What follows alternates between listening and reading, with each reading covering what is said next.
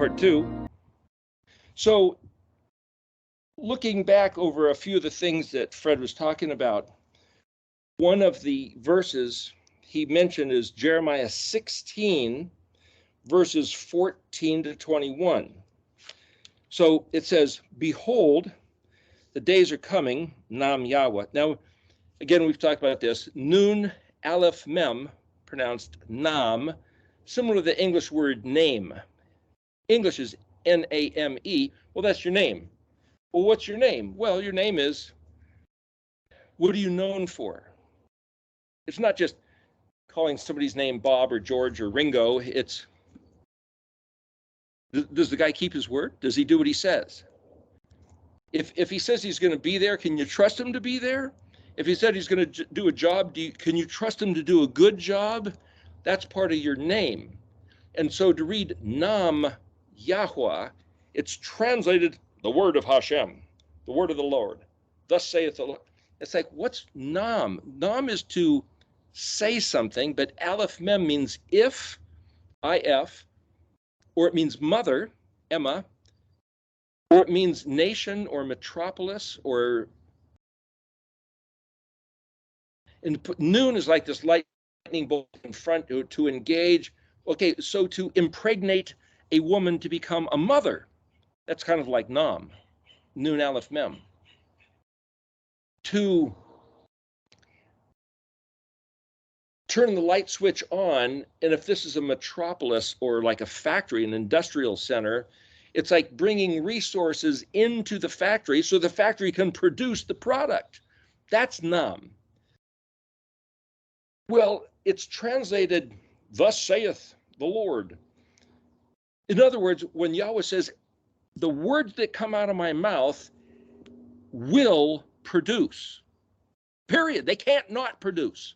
Whatever he says is going to happen as he said so. And you better count on that. You better listen. Whoever's listening, who's ever listening better go, oh, wait a minute. He said Nam Yahweh. Somehow I can take this and put it in the bank. I can count on it. I can build on it. I can know that this is absolute because his reputation, his name is Elkanah. Zealous? He said, I am passionately zealous about my stuff, the stuff I invented, everything that the Aleph guy Alephed to make bet. Oh man, he's all into it. So for us to look at this earth and go, I can't wait for this place to just get burned up, and give us the real one. Give us the real new remade earth, the good earth. Not any, I'm sick of this, second rate, it's like looking at a prototype vehicle where they hadn't worked the bugs out of it yet. And when they make the first prototype, they find out what works, what doesn't work, and then they'll make the really good model. This is the really good model. And yes, he does talk about the elements are going to melt with a burning heat, and there's going to be a remade heaven and a remade earth. And it's like, yeah, but when is that? But there's, as we read in Proverbs 8, there's something about this place which is a spectacular, you could call it perfect, Tav Mem, this spectacular, beautiful, functional project that whoever the Aleph was that made this, who he gave himself a name for our reference, which was either Yahuwah or Ehyeh, Exodus 3 at the burning bush. Who shall I say sent me? Tell him Ehyeh sent you. I'm going to give you the name Yahuwah to stick in your mind and to remember, but tell him Ehyeh sent you. And it's like, okay, but who's he? He's the Aleph guy.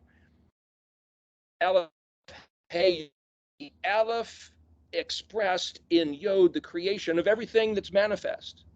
He's the guy that built what you can see and entertain or be entertained by or realize. So if you break down the spelling of the word Aleph, hey, yo, hey, he's telling you, I'm not going to tell you who I am other than I'm the guy that made this happen. And it's so structured that you can see what I'm not going to read the word Aleph, hey, yod, hey backwards. Hey, yod, hey, Aleph. You can see what I built is very specifically the expression of what I meant it to communicate. Well, what he communicated was the alphabet sequence. That's right. So that means everything we see built is somehow the manifest expression of the same communication. Fractal consideration, meaning what you see in the micro is the same as the macro, which is then the same as the super macro or the ultra micro. It's all the same pattern. So once you get the pattern, there's everything. It's like, wow, what an astounding concept. The notion that such a thing is the reality. Okay, so then you jump back here to verse 14. The days are coming. And as Fred was saying, have they happened yet? Well, he's going to tell us. Nam Yahweh. Okay, well, the fact that it's Nam Yahweh, we have to count on this. This project, planet Earth, universe, Adam walking the earth, this whole thing that he invented, designed, and put here and is sustaining for a reason, when it will no longer be said, as Yahuwah lives, who took the children of Israel out from the land of Egypt, but rather as Yahweh lives, who took out the children of Israel from the land of the north. Well, that word north is Zaphon, Zadi Pei Vav Nun. But Zadi Pei Nun also means hidden, secret. He took the children of Israel out from the secret, hidden places from all the lands where he'd scattered them. And I shall return them to their land, which I gave to their forefathers. Well, and I know some people have different ideas. I've heard some people say that the land of the continent of Africa is actually the Holy Land that forefathers were given, or some people think that the United States. But from what I can see, you look on a globe, which isn't necessarily the shape of the Earth, but if the Arctic, if the North Pole, let's say, is in the center, then America is like on the opposite side of the world from what we call the Middle East, what we call the land of Israel in the Mediterranean Sea, completely on the other side of the world. So if he scattered us to the hidden places that people didn't even know, does it just mean north? Like, oh, is that like the Arctic itself? Or is that north of the land of Israel? That would be Turkey. That would be Norway, the Vikings. Did he banish them to the land of the Danes? Is it north or is it hidden? It's both. In other words, he says, I'm going to take you guys because you profane my covenant. I'm going to take you guys and scatter you all across the face of the earth, places that you don't even know about. And then I'm going to bring you back. I'm going to bring back your remnant, your children's children's children's children, and return them to the land which I gave to their forefathers. He goes on to say, verse 16 of Jeremiah 16, behold, I shall send many fishermen, Nam Yahweh, fishermen. Why that? And they will fish them out. And afterwards I shall send trappers, and they will trap them from atop every mountain and hill and the crevices in the rocks. Why does he use that phrasing? I'm not going to talk about that. I'm trying to get to something else, but I'm just saying those are not just, they're not just words. There's more to that. Verse 17, for my eyes are upon all their ways. They are not hidden from before me, and their sin is not concealed before my eyes. I shall repay them first for the repetition of their forefathers' sin and transgression, for having desecrated my land with their disgusting abominations, and their detestations have they filled up my heritage. Verse 18 or 19, Yahweh, my strength, my stronghold, and my refuge on the day of distress. Is that Jeremiah saying that? My strength, my stronghold, my refuge. Verse 19, well, if you're studying the language, Ayin, Zion, Yod, Ozzy, that's strength. Stronghold, Mem, Ayin, Zion, Yod, the place of my strength, that's my stronghold, which is a fortress, which is like a castle, a citadel. And my refuge, this is the word Mem, Nun, Vav, Samik. Nun, Vav, Samik. Nos. Well, remember, Chesed, Chet, Samik, Dalet. Het Samek is refuge. So this is a synonym.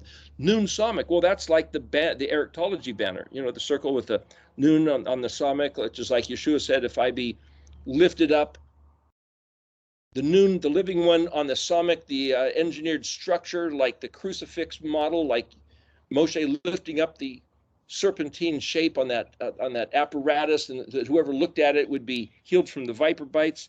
For this word refuge to be the same spelling, mem is the prefix, the place of nun vav samek, nosi, on the day of distress. To you, nations will come from all the ends of the earth and say, it was all falsehood that our ancestors inherited, futility that has no purpose. Can a man make gods for themselves? They're not gods. Can a man make holy days for themselves? They're not holy days.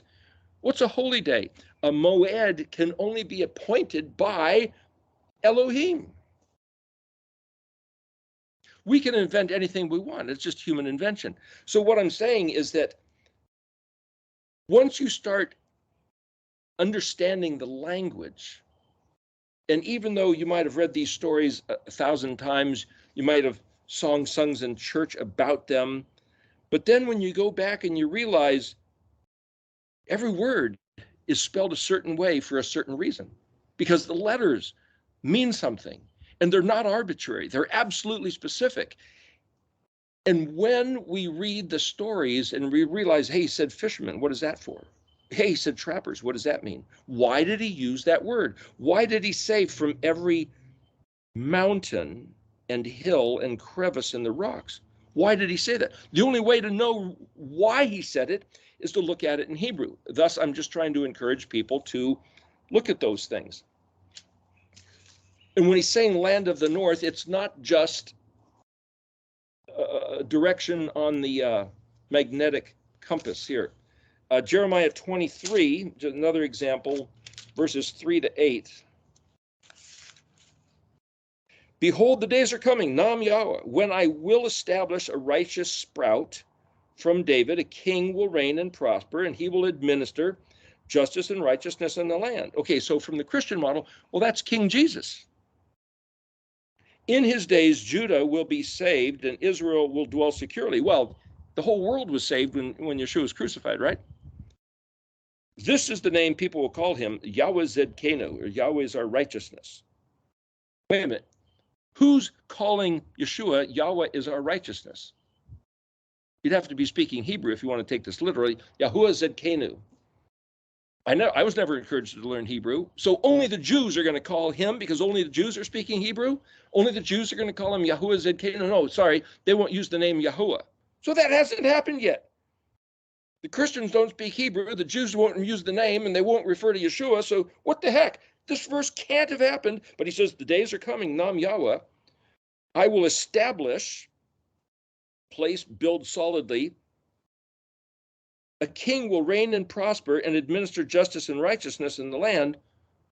Yeshua never did that. Well, he's doing it from heaven. No, it says in the land, he's going to be, and it's like, so you come back and you read these things and you start not just saying, well, it's one thing to believe it. It's another thing to say, well, it makes a nice poetic story. Might even make nice poetic lyrics of a song. Has it happened? In his days, was that the 3 days and nights that Yeshua was in the grave? Was Judah saved? Well, yes. Esoterically, spiritually speaking, Judah was saved. They just don't recognize it, even still to today. Israel dwells securely? Well, we're not dwelling securely if people are fighting with us and trying to enslave us with the banks and with the wars and the politics, but in the spirit, we're saved securely. And it's like, really? Is that the way you have to read the Bible? You take everything that looks like it's blatant, it's betness, and you say, well, it was accomplished in its alephhness.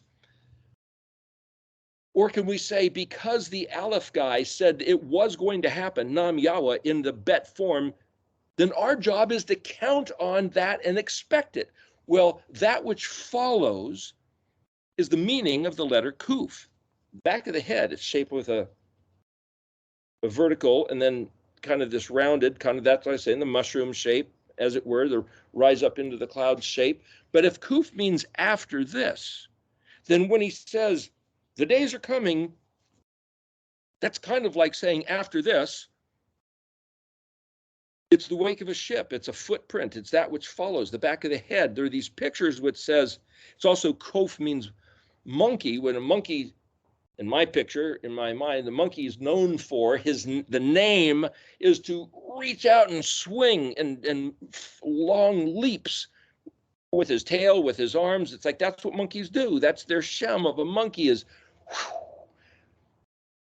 It's like, why is the kof the monkey? Why is it the back of the head? Why is it the footprint? Why is it the wake of the ship that means following after this, later on in the future? Why is that the kuf? And because in English, kaf, K-A-F is what I write, Q-O-O-F is what I write, to make the distinction between the K sound with the open hand and the kuf sound, the back of the head, because most people write the word kadosh or kadash like it's K-A-D-O-S-H. That's the K, that's the kaf. It's not spelled with the kaf, it's spelled with a kuf. And if you don't assign value to the spelling, then it just doesn't matter. And because the people that don't assign value to the spelling, you can tell it just doesn't matter. Otherwise, they'd never do that. So every time I see somebody write the word kadosh with a K, I realize they don't know and they don't care. They don't get it. It's like the Christians not caring about the Moedim. It's the structure of the pattern of the entire kingdom, and you don't care? Really? Well, the Jews are holding on to the language, but they always spell it with a K because they don't care. Well, then who cares? I'm going to be willing to bet that the people that are studying with us here care, but I can be willing to bet also that most people who are studying the language don't care. Because there's certain telltale signs of those who care. And one is, what's the difference between a K and a Q? I'm being really serious. If we go on with this 23, 3 through 8, behold, the days are coming, Nam Yahweh, when I will establish the righteous sprout. There's the people in Yahweh's in Cano. Then he goes on to say in verse 7, therefore, Jeremiah 23, the days are coming, Nam Yahweh, when people will no longer swear. The greatest event in the history of the nation of Israel is getting set free from Egypt. That is what gave them their claim to fame. And he says, but as Yahweh who lives, who brought up and brought back the offspring of the house of Israel from the land of the north, and from all the lands that he dispersed them, they will dwell in their own land. But that hasn't happened yet. So this can't be the end of the world. It hasn't happened yet. Though I've heard people say that it has happened, and the fact that there's a bunch of Jews living in Israel right now is proof. I don't agree. Jeremiah 24, 6-7. Well, let me back up to verse 4. The word of the Lord came to me saying, or the word of Yahweh came to me saying, thus says Yahweh, Elohim of Israel, like these good figs, gave him a vision of these figs, so I shall recall the exile of Judah, whom I expelled from this place to the land of the Chaldeans for goodness. What? For goodness? It was a punishment of brutality, but it was for goodness. I shall set my eye upon them for goodness and return them to the land, and I shall rebuild them and not destroy. I shall replant and not uproot, and I shall grant them the heart to know me, that I am Yahuwah, and they will be a people unto me, and I shall be Elohim to them, for they will return to me with all their heart. Has that happened? If we don't know his actual character, name, Moedim, covenant, his heart and the way he does things, then we don't know him, especially if we refuse to say certain things. And I know he's talking about the people of Yehuda, and then there's also the people of Israel. But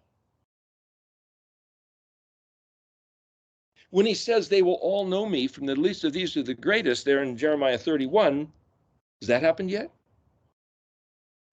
No. Verse 8, and like the bad figs, which are so bad they're inedible, thus said Yahweh, so shall I give over Zedekiah, king of Judah, and his officers, and the remnant of Jerusalem, and all who remain in this land and dwell in the land of Egypt. I shall give them over to all the kingdoms of the earth for horror and evil. Anybody that says, hey, God loves you and has a wonderful plan for your life. That's one of the was it Bill Bright came up with 4 spiritual laws, and one of them was God loves you and has a wonderful plan for your life. Yeah, read it right here. I'm going to give you over to be subjected to the overlords of the kingdoms of the earth for horror and for evil, and they will be a paradigm of shame and a parable and a lesson and a curse in all the places to which I will disperse them. And I shall send after them the sword and famine and pestilence until they're annihilated from upon the land I gave them and their forefathers. What the heck? So when people say, oh, it'll work out, just relax, everything will be okay. What are they referring to? Well, we say that to each other. Okay, everything will be okay. Just take heart. No! Are you kidding? If you don't walk in his ways and know him and do what he says, it's not going to be okay. Every time somebody says, it'll be okay, it's a lie. It's a lie taking away the benefit of the lesson that says, if you want things to be okay, you better return to his words. As a paradigm of shame and a parable and a lesson and a curse. Whoever doesn't walk in the ways of Yahuwah, it's not going to be okay. So every time we hear nice little dippy-dappy songs and people giving you nice little slogans of, it'll be okay, God loves you and has a wonderful plan for your life. Not true. There was somebody that was, I think it was Jen on the Paleo Katana was saying, there's a certain verse she quoted, and I can't remember where it was offhand, but it was like, the mercy and grace of Yahuwah are for those who love him and walk in his ways. It's very conditional. If you're having a rotten life, you better learn that something's wrong. Something's wrong. Walk in his ways. Now, I'm not saying that there was a certain frame of mind learned in church back in the 60s and 70s that because Elohim promised to remove all the sicknesses, Yahweh Raphaino, he's our healer, that every time something goes wrong, it's like, okay, where'd you sin? What's wrong? Did you bring a curse into your house? Is there something you're doing wrong such that if you got rid of that, then you'd get healed? Is there demons that need to be expelled? Is there somebody that you didn't forgive or somebody that you betrayed or ripped off that you need to go make restitution to? Is that the way the universe works? It might be. It might be. Certainly it's worth checking that out.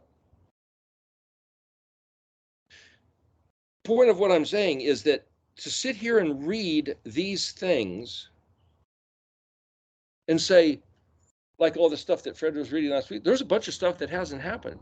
Yet I've heard it preached from the pulpit numerous times over the years.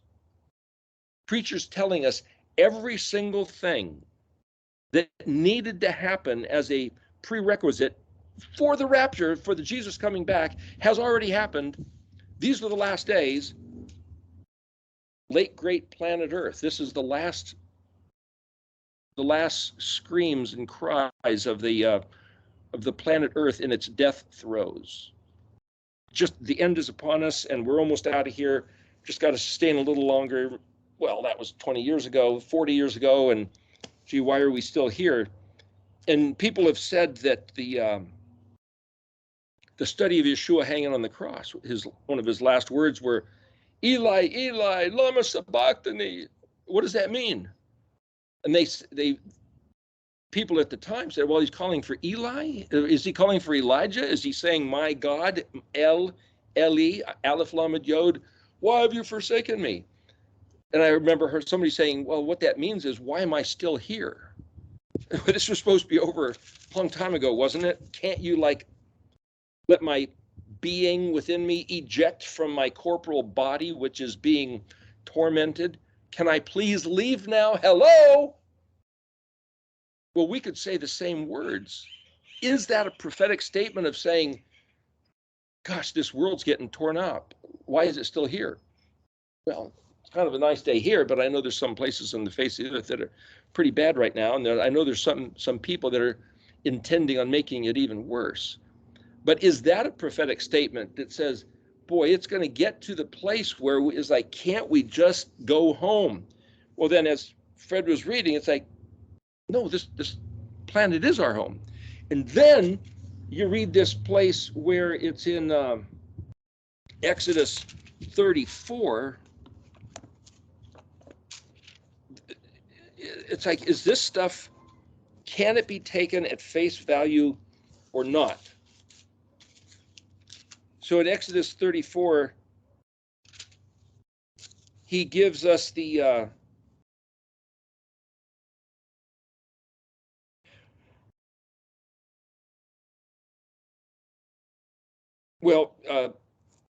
verse 18. Well, he's given us the Moses is going up on the mountain, taking the tablets to replace the writing of the 10 commandments the first ones that he threw down and broke.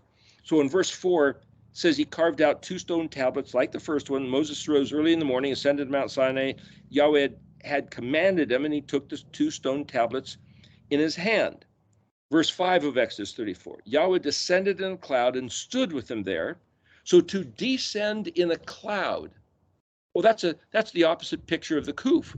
So kuf isn't only to ascend, it's also a cloud descending, which is the word for kavod, which is this heavy weight cloud, the glory cloud, which people call Shekinah, which is because that's the word Shekin, like in Mishkan. I'm just trying to make associations for you. To descend in a cloud and stand with him there. Remember, for Yeshua to rise up from the Mount of Olives and go up into the clouds is the kuf view, but also after this, the angel said he's coming back the same way. From the clouds, he's going to descend right here.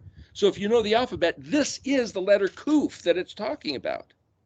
And called out with the name, Yahweh. Verse 6 of Exodus 34. Yahweh passed before him and proclaimed, Yahweh, Yahweh, El, compassionate and gracious, slow to anger, abundant in kindness and truth. I'm just reading the English here. Verse 7, preserver of kindness for thousands of generations.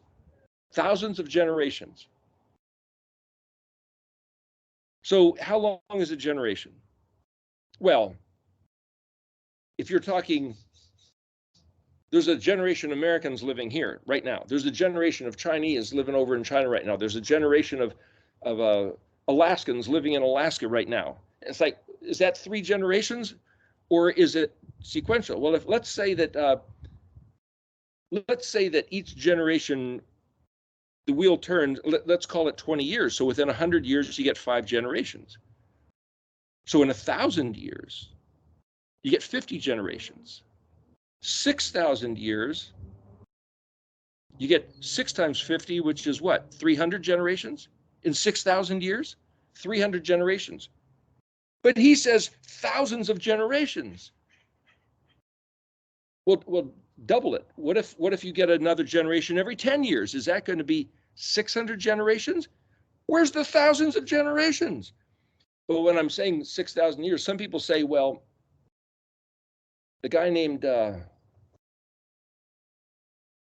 this is Unger, U-N-G-E-R. Anyway, there was a guy back in the couple hundred years ago, Usher, maybe it was. Anyway, he put together this chronology of all the generations as recorded in the Bible.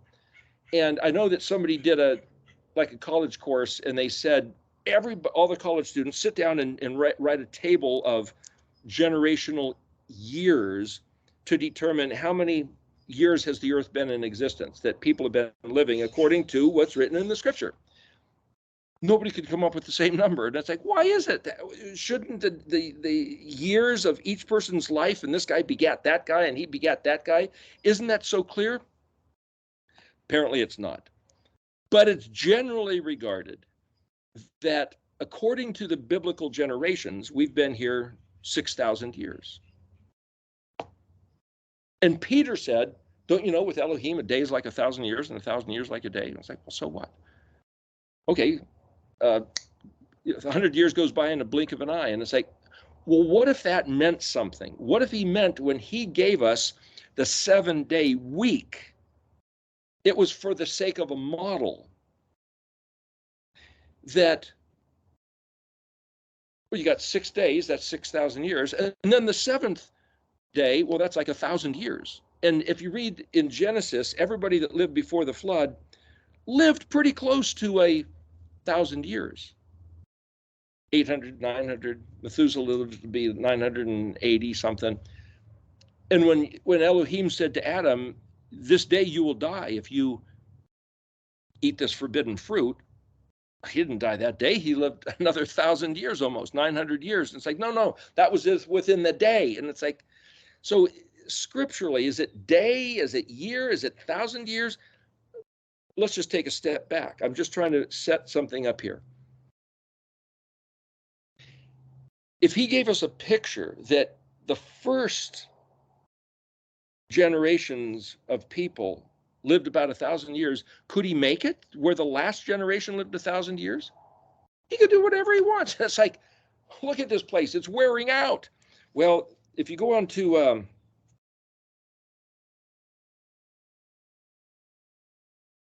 maybe it was Ezekiel that I was looking at.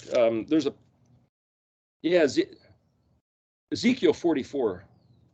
He talks about the possession. In the interest of time here, I'm just trying to jump ahead all of a sudden. Ezekiel 36:35. Let me jump ahead to Ezekiel 36:35.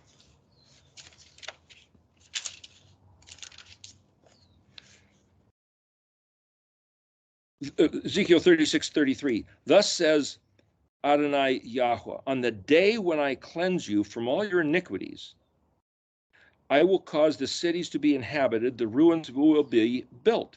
The desolated land will be tilled instead of having been desolate in the eyes of every passerby.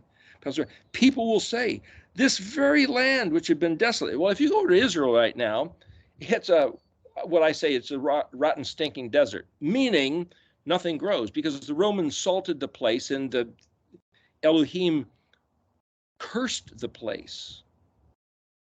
Yeah, there's a little patch of a garden here and some banana trees there and some date trees.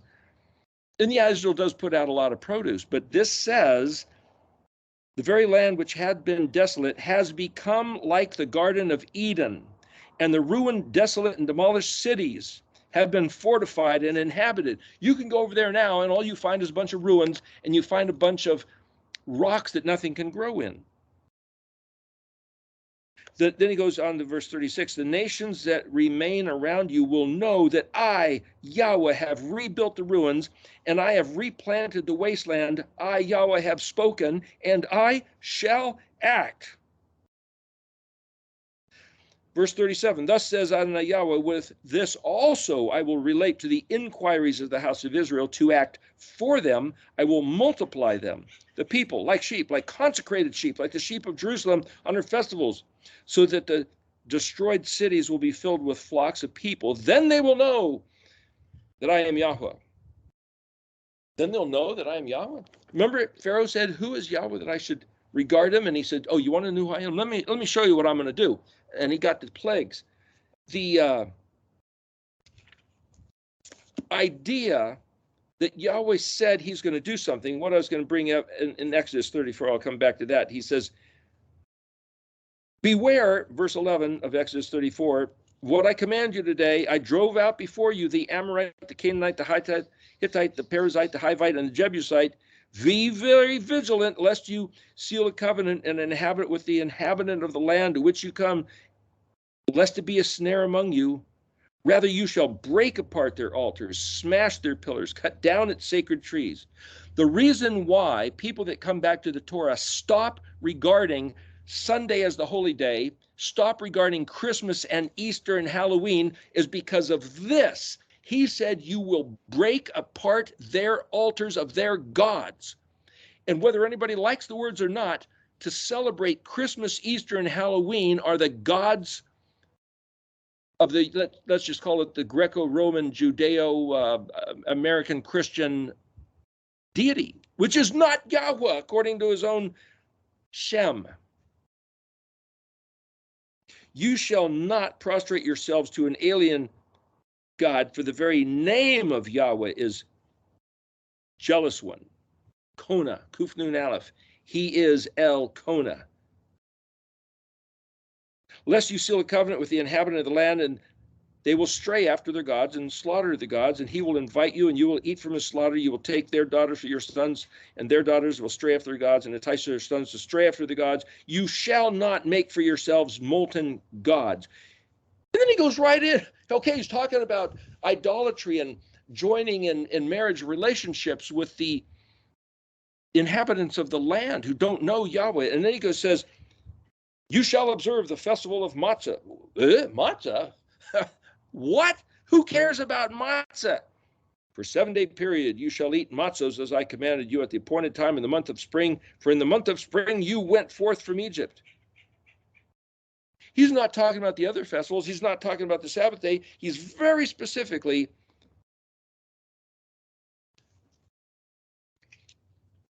given him the 10 commandments, and then he gives his great name in description,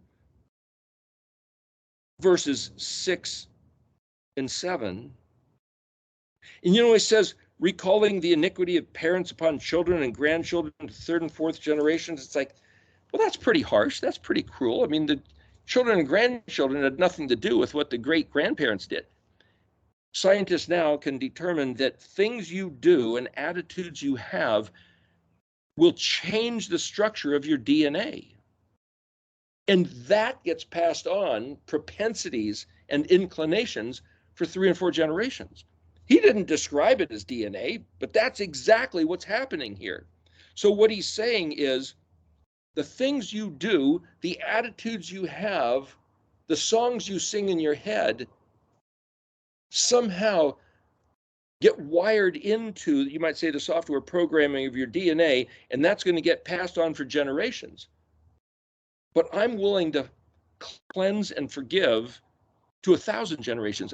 Is there going to be 1,000 generations if there's only been 600? Do we have another 1,000 years with more generations? Why did he say, you shall observe the festival of matzos? As long as I was in the Christian church for 50 years, nobody observed the festival of matzah. There's something about this, I believe, keeping Yahweh's festivals programs our DNA to be his people. And as you teach your children, it's like this frequency, this resonance of recalibrating what it means to be his people. So the idea that as we're pondering his language, as we're walking in his Moedim, as we're keeping the Sabbath day, as we're putting our heart on his stuff. So there's an interesting, there's 2 words. This word we're talking about that has to do with marriage. There's this word that's spelled tav, het, tav, nun. So one who's involved with, it has to do with where you stand. It has to do with this in-law relationship. Tav is sub-hypo or under, like a hypodermic needle, under the skin, submarine, under the water. Where you stand, the feet under, the ground under your feet as the basis.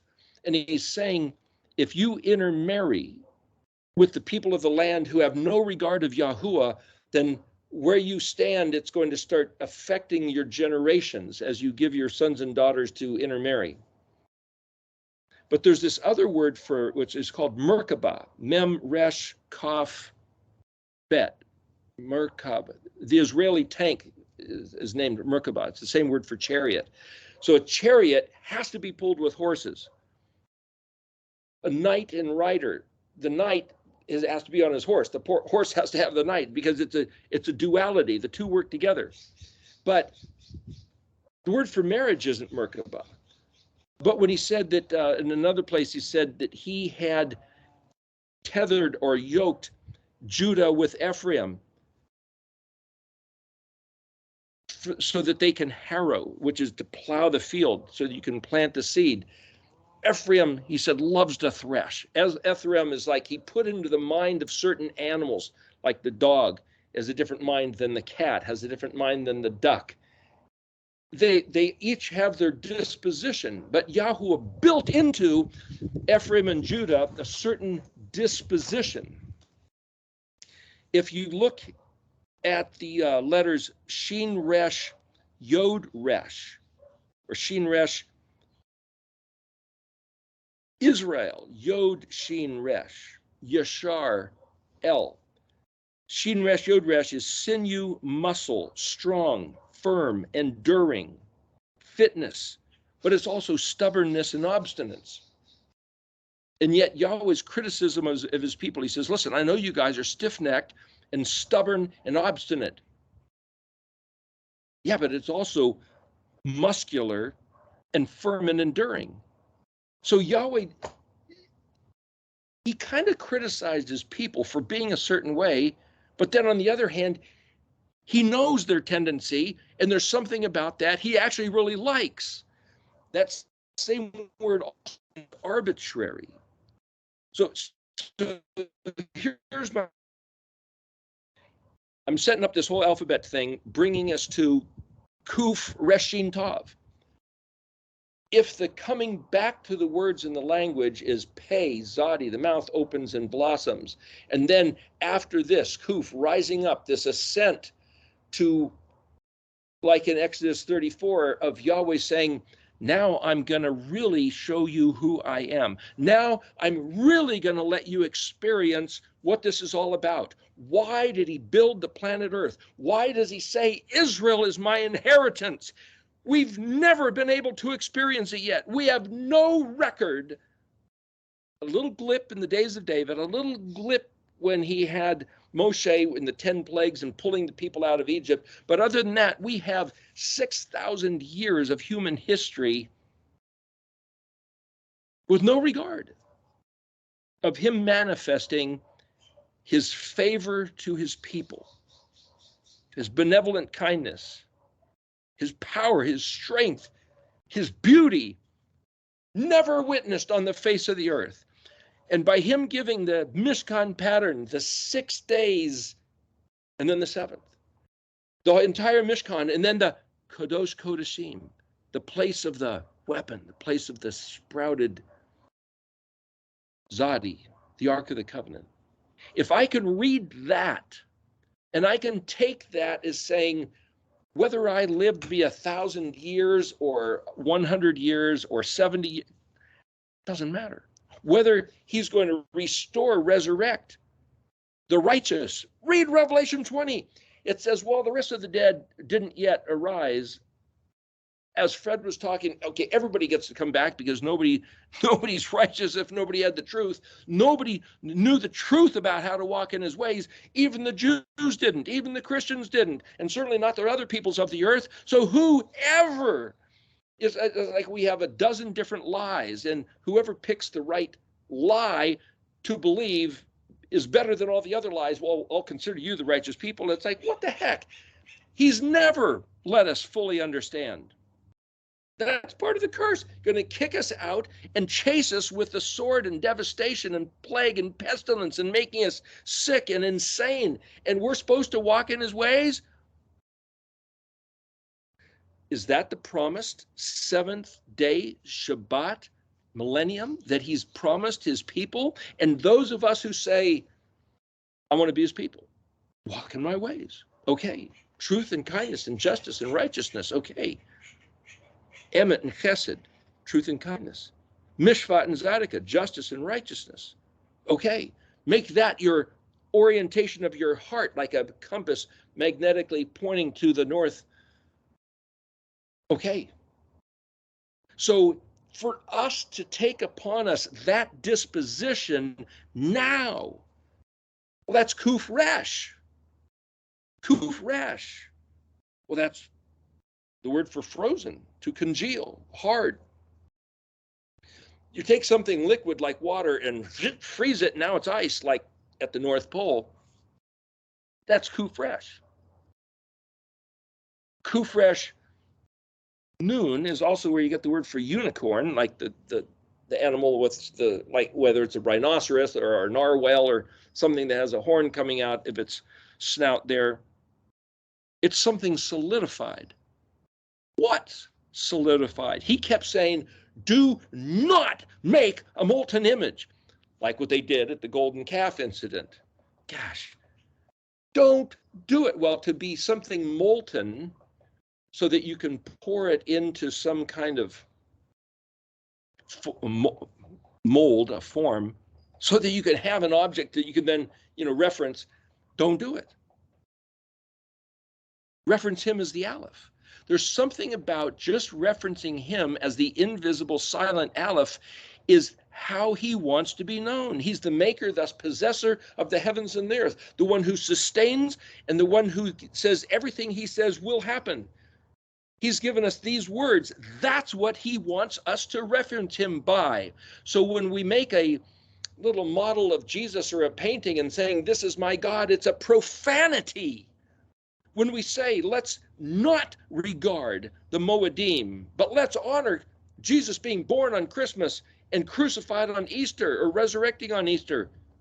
That's not what he gave us. That's not what he said. That's turning another God. And then when you watch that movie Zeitgeist and say, hey, here's 30 different cultures going back thousands of years before Jesus ever walked the face of the earth, but that's the same story. Percy Graves wrote the book, 16 Crucified Saviors, and somebody said, oh, yeah, that was debunked. It doesn't matter whether it's bunked or debunked. It doesn't matter whether Percy Graves really wrote it or somebody else can prove they don't think he wrote it. It's not about Percy Graves. It's not about Jesus. It's about these 22 letters.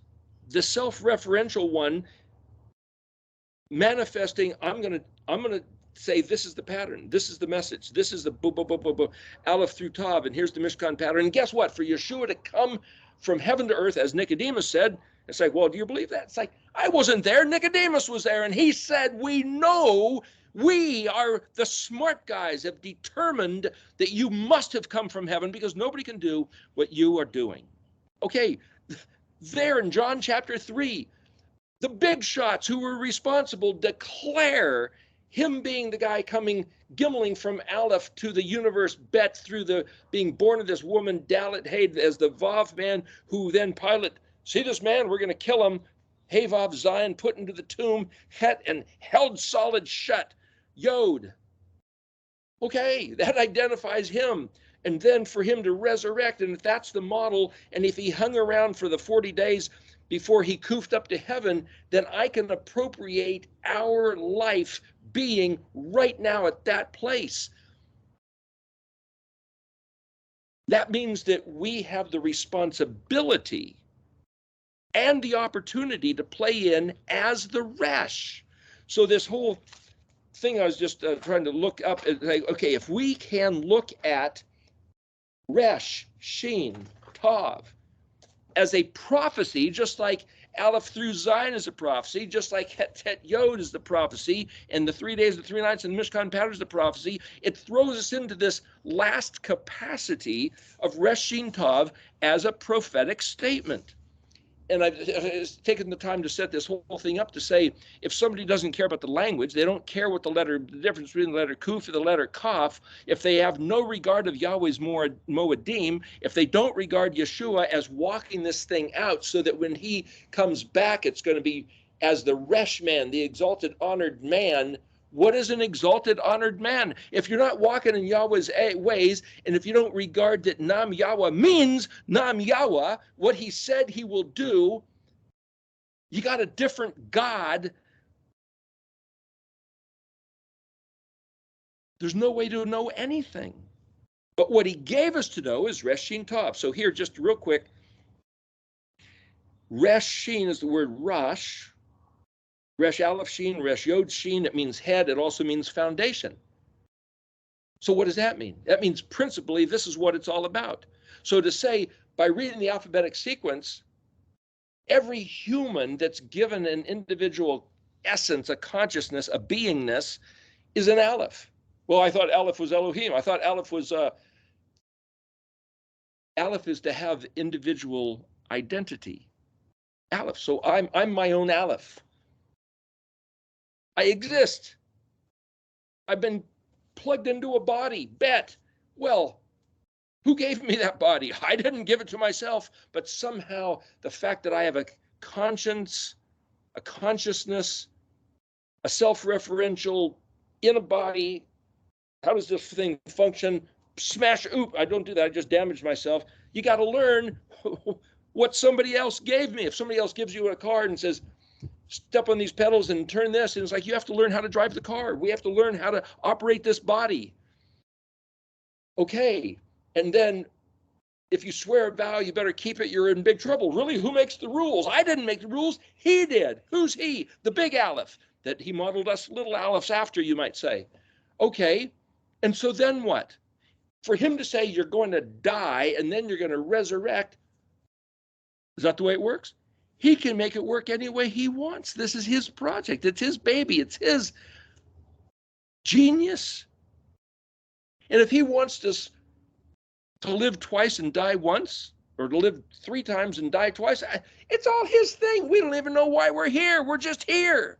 So for somebody to say, it doesn't work that way, it's like, shut up. You don't know how it works. Darwin doesn't even know how it works. Stephen Hawking couldn't figure out how it works. Most people don't have a clue how it works.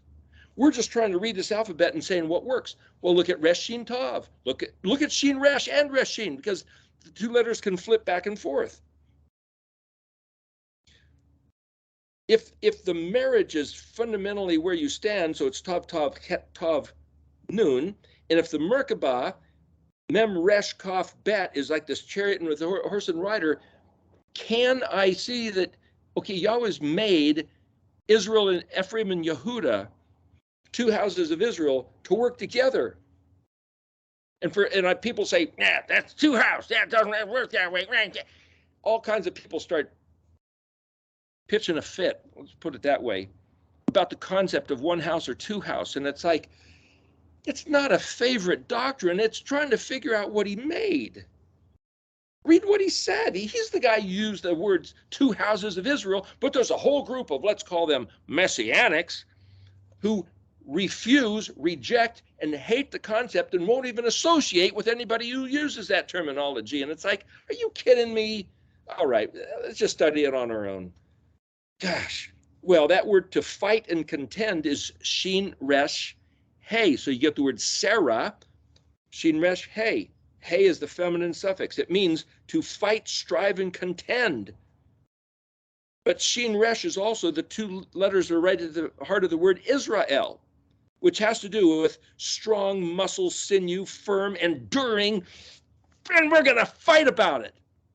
It's built into Israel. So when Jacob fought with the angel, the Melech, who changed his name to Israel, it's because it's like Yahweh is saying, I appreciate your attitude of fighting and contending for the truth, for what's right, and that you're ready to put all you got into this. But he doesn't appreciate our stiff-necked rebellion against his words, stubborn, obstinate. But the same word Shin, Resh, Hey also means a prince or a minister of state.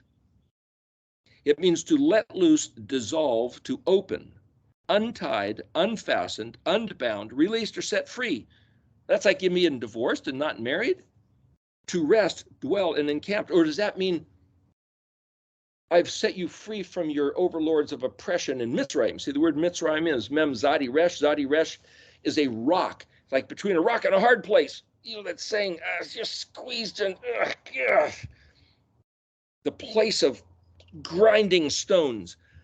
I've set you free so that you can dwell in my encampment with my pillar of fire and smoke over you. Like I'll be the hen that you chicks can crawl under if you'll just walk in my ways. Have we ever been allowed to do that? Certainly not in the United States of America. Oh, there's the pretense of that as that banner waves, but it's a big damn dirty lie. If you look at real history, It means to induce electricity. It means, this is Shin Resh Hey, immersed, soak, steep, or saturate, like putting a tea bag in water and letting it just soak for a while, just gently soak, just soak. It means to grow luxuriantly. Look around. Is anything growing luxuriantly? Oh, but he said in Ezekiel, is it 44, that he was going to make the land regrow. It hasn't regrown yet. Can't be the end of the world. Well, what does he have to do to make it regrow? Okay, if the world is a sphere with the axis, and there's a wobble thing going on, there's talk about times in the past that they, the scientists, the same ones that tell us we evolved, 5 minutes, suggest that the Earth axis has completely shifted, I mean inverted, north becomes south. If it whacks, if it wobbles, if he sends in Nibiru or some Emmanuel Velikovsky wrote about it, it's like, listen, he has in his, like Felix the cat, his bag of tricks. Yahweh has in his bag of tricks anything it takes to change the entire ecosystem of this planet. Whether it's shifting the Earth on its axis, whether it's causing the spin of the, like the plate on a stick, cause it to stand still, like the sun standing still so Joshua could keep fighting, or go backwards, Hezekiah see the shadow, the sun on the steps. He could do whatever he wants. It's just up to me to expect him to do what he said. And then to have the dignity and the virtue to walk in his ways, which according to the culture means that the week of unleavened bread is highly significant. Well, then why doesn't the Christian church do it? That's Jewish stuff. Jewish stuff, it's Yahweh stuff. And as long as they maintain that it's just a bunch of Jewish party days, the Christian church is blatantly sending up a flag saying, we're wrong, we're lying, we have no clue, hello, is anybody listening? We have no idea what's going on here. Oh, well, then let's pay attention and ask you about eschatology and the study of end times in the last days. You want to know what's supposed to happen in the last days? Come back and walk in his ways and eat unleavened bread in the spring for a week. Will any of them do it? Well, I don't know about them, but I'm going to do it. Well, I did it. It's now past. Of course, the people that missed out, he said, you can do it the second month. So some people kept it in March, and some people at the beginning of April, and some people in between. And anybody listening to this that wants to be Yahweh's people, he said, if for some reason it was too far for you, and that's because you're out of town, or is that because your culture is too far removed, or your consciousness is too far, it's just like distant dimension, not bloody likely, as the phrase goes, the Australian saying, it's too far away. Well, now it's not. If we come back and walk in his ways, beginning of May. The first sliver of the moon was 2 nights ago. If you want to go by the sliver, if you go by the full moon, that's another matter. But eat unleavened bread for a week and get rid of the leavening out of your house. Go ahead and do it. It's Yahweh's stuff.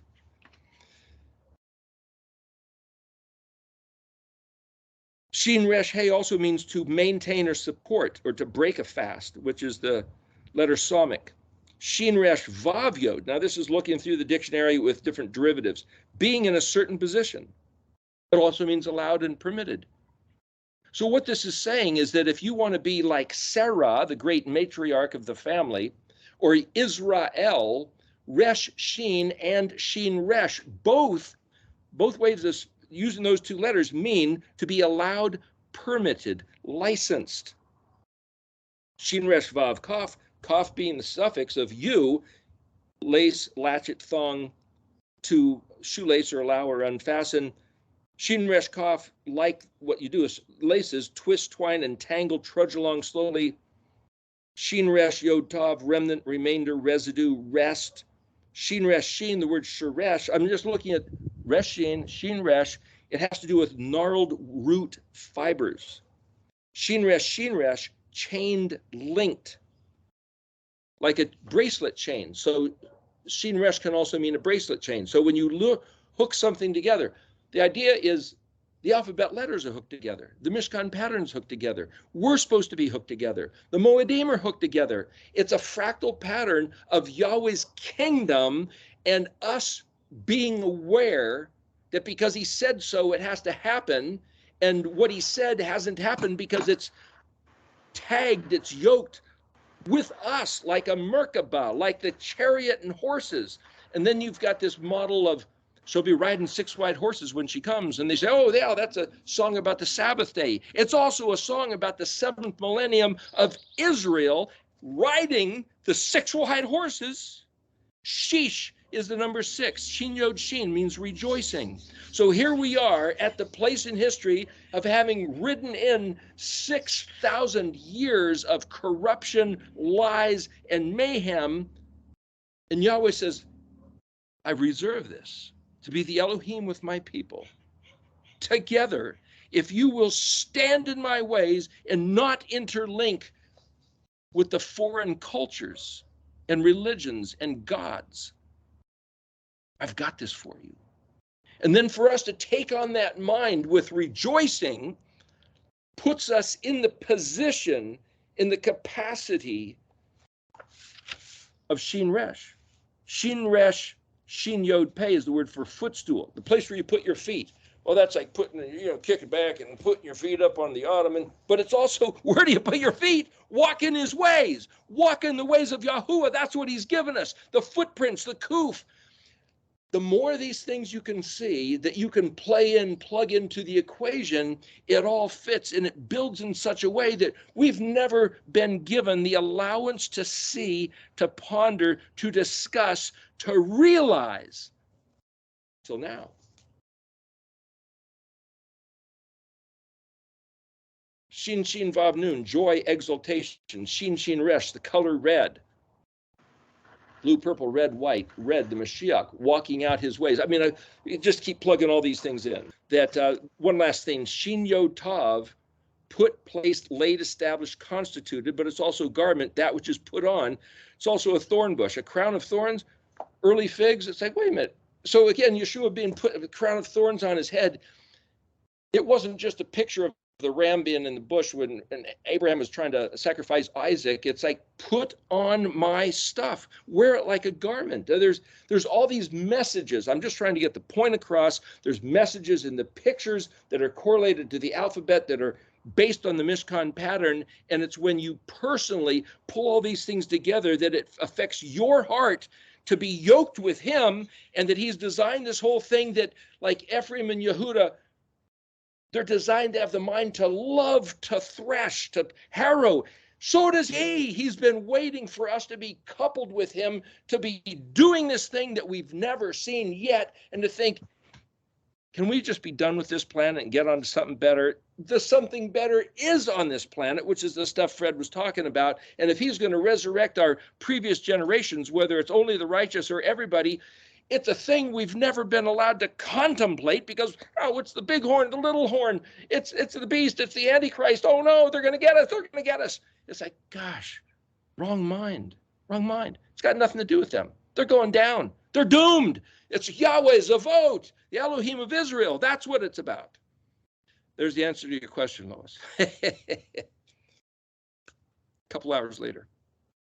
Okay, right, I'm going to pray. Thank you, Father, for everybody on this call, everybody out there. Let everybody, just want to pray for everybody. Thank you. Keep us safe. In whose name I pray. Amen.